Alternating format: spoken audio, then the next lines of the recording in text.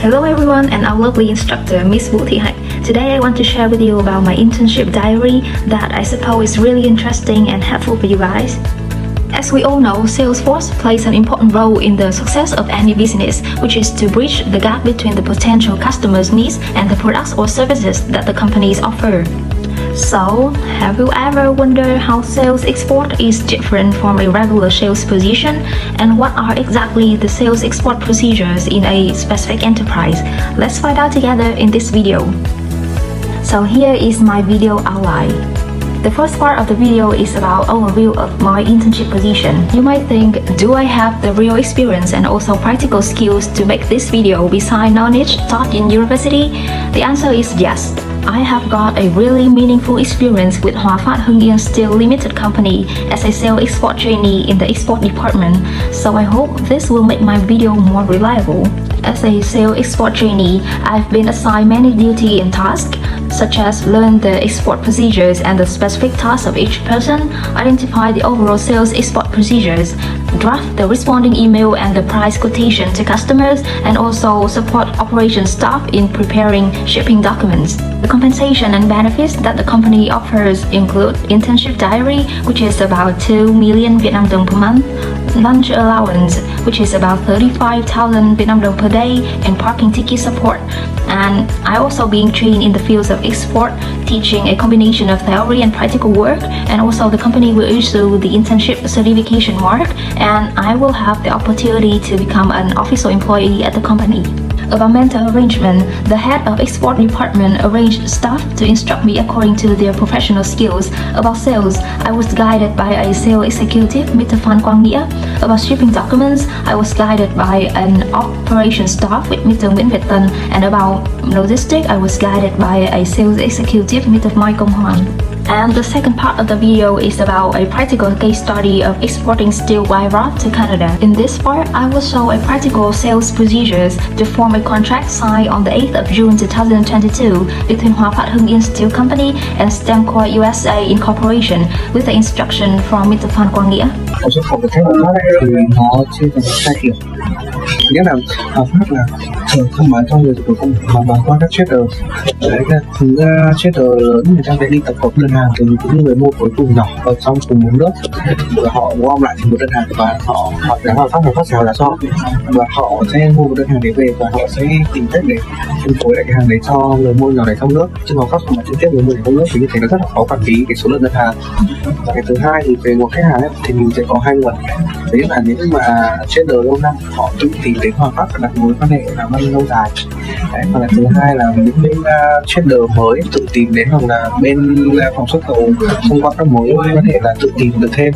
Đấy là có hai nguồn khách hàng, và tất cả kể cả khách hàng mới, khách hàng cũ thì khi có đơn hàng đều phải gửi mail cho chỉ phòng xuất khẩu và tin nhắn để được phòng xuất khẩu chào giá lại với một chào giá chính thức có đầy đủ các điều kiện về giá về vận chuyển. Và thường thì Hoa Phat không để giá chào hàng là một đơn hàng cố định, một cái cố định là thường là để cái đơn giá đấy kể cho khách hàng có chốt giá thì có thể được sự xác nhận lại của phía Hoa Phat. Tại vì có hai lý do. Thứ nhất là đơn giá thép có thể thay đổi trong ngày, có thể ngày hôm nay mình giá không hợp thì ngày sau giá thay đổi rồi, có chốt đấy ngày nó lại là giá của ngày trưa. Thứ hai là cái lượng sản xuất của hàng nó có giới hạn.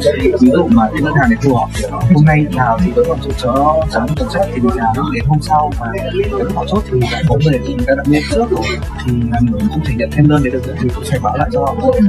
Và tất cả những cái đấy đều phải được xác nhận lại bằng một email lần nữa. Khi mà có xác nhận lại một email lần nữa thì mình có thể coi là đơn hàng đã gần như hoàn thiện.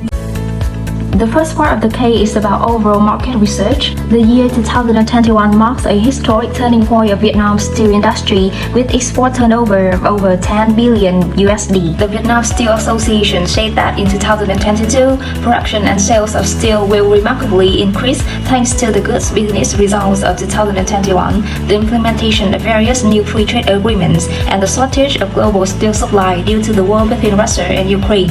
The second part of the case is about the introduction of the contracting party. About the exporter, Hoa Phat Group is a leading industrial production group in Vietnam. Starting from a company trading construction machines in August 1992, it then be expanded into other fields such as furniture, construction steel, refrigeration, real estate, and agriculture. Hoa Phat Steel Limited Company was separated from Hoa Phat Group in November 2010. Its main fields of production and business are producing iron, steel and cast iron, wholesale metals and metal ores. Its main export markets include Singapore, Hong Kong, Canada, Japan, Korea, Cambodia and the US. About the importer, Stamco USA Incorporation was formed in London in 1951 and is an international steel trader, distributor and stockholder. The company is objective in matching exact customers' needs in terms of quality, specification, financial terms and delivery. Stamco provides customers with over 3,500 different grades of steel and raw materials available in the market. Its global presence helps create close relations with sellers and customers and offer global solutions for their requirements. The third part of the K is the overview of the exporting goods. Wire rods are made from materials such as carbon steel, aluminum, and copper. The advantages include high strength, conductivity, durability, shock and wear resistance, and resistance to deformation. For the government policies, the provisions of Decree 69/2018 NDCP indicates that the steel wire rods are not on the list of goods banned from export.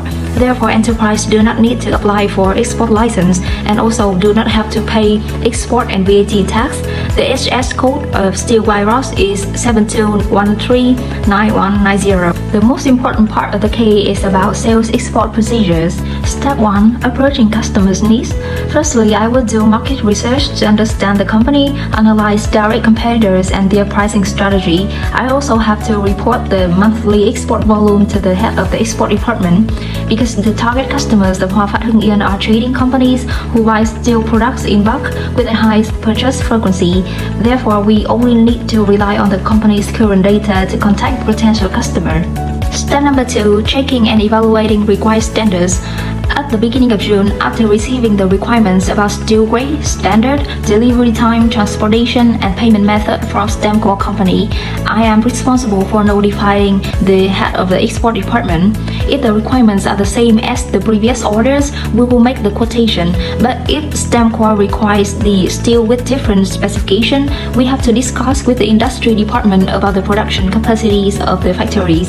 After receiving the confirmation from the industry department, I will write and send the quotation to Stamco company's representative, Mr. Sean Gill, via email, fax or Zalo. In step 4, we will negotiate with Mr. Sean Gill about the content of the quotation. If he accepts it, we will conclude the sales contract, but if he requests any modification, we have to reconsider and make a new quotation. In step 5, I will cooperate with the operations staff to draft the contract according to the company's form. The contract will then be sent to the head of the export department and the board of directors of Hoa Phat Steel Factory to sign. It will then be presented to the Stamco company to sign on the 8th of June 2022. Step 6 is about performing the contract. I will have to make a manufacturing plan and send it to Hoa Phat Factory. I will have to notify the importer about the delivery plan and support checking the suitability of the vessel at maximum 25 years old and having cranes in good condition. And I will have to check the documents and send CO meal test certificates to the importer and cooperate with accounting department to check payment of the customer. And finally, I have to record all the email messages and shipping documents to serve as a basis for solving any arising problems of the contract. Final part of the K is about lesson of experience.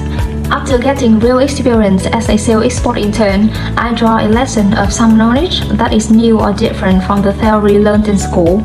Firstly, instead of spending time searching for new customers, salesmen in Hoa Phat only rely on the company's current data or the customer directly coming to the company to make the offer. Secondly, sales staff can offer lower price for the loyal customers than for the others, but they also need to consider the reasonable price in order to both bring profits to the company and improve customer satisfaction. Next, sales staff only send the manufacturing plan to the factory after the issuance of LC from the customer, because if the customer refuses to open the LC, the factory will face the risk of large inventory.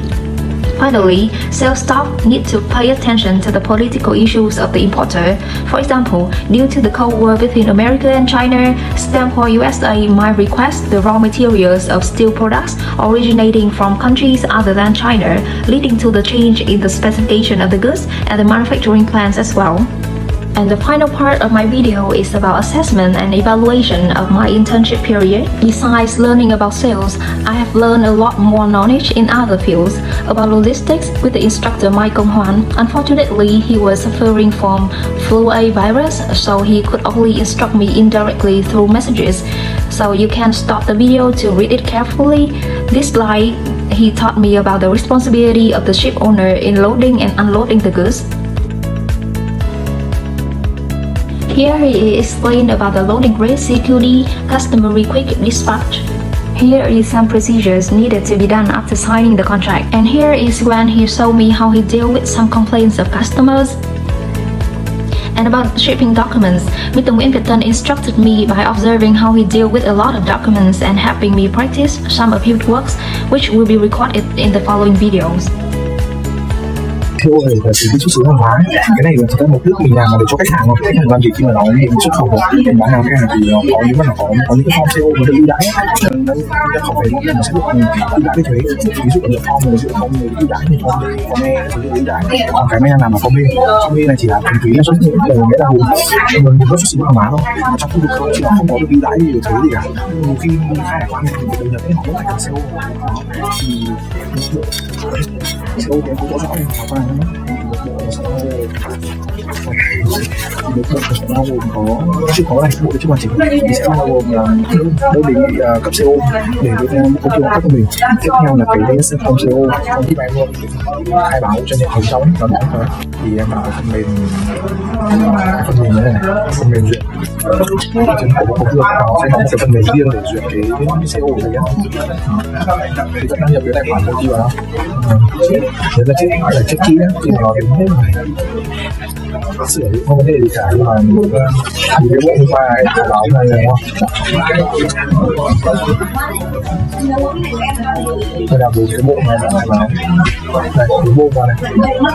Thì các anh muốn xem ra thì nó cũng hết, tại vì cái form này copy ra anh làm rồi ấy, thì cứ copy rồi không có gì cả. Thì mình ký duyệt thôi. Ký duyệt cần phải có 10 chữ ký số để mấy mình nhập lệnh lên đây không?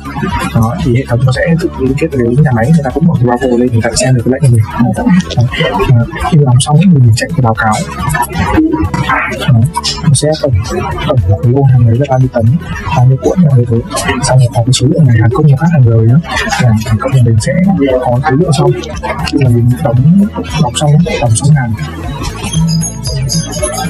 mình có khối lượng luôn rồi, đọc xong một cái là ở nhà máy mình có khối lượng chốt luôn, mình có khối lượng một cái thì mình làm chứng từ luôn, chứng từ thì rồi chứng từ hoàn công cái này nó vẫn cũng LC hoặc là CT đúng không?